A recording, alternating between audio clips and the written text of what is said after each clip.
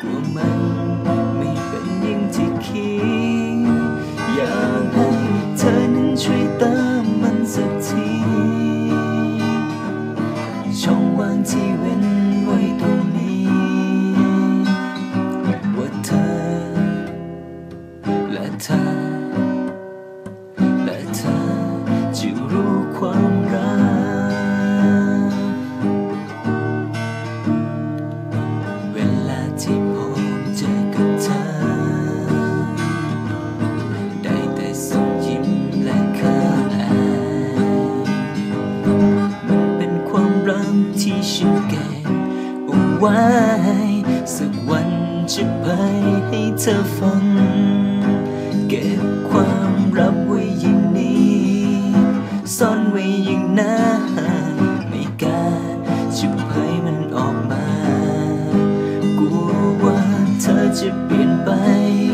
ความรักที่ฉันซ่อนอยู่ไม่พร้อมจะพูดมันออกไปว่าฉัน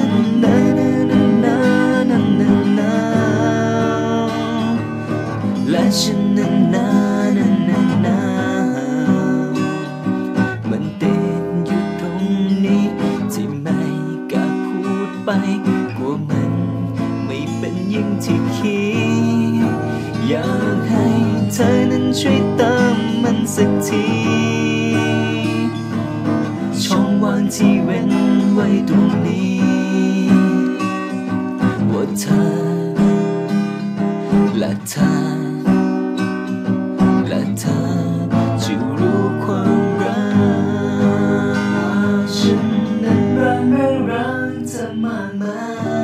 ยและฉันคิดถึงเธออยู่ทุกวันอยากบอกให้เธอรู้ข้างในใจ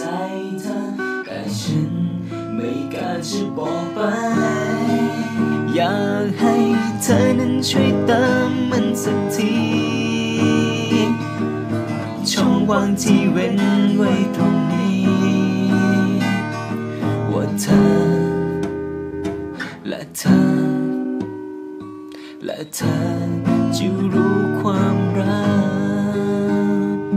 ว่าเธอนั้นรักฉันและเธอคิดถึงฉันและฉันจะเผยความรัก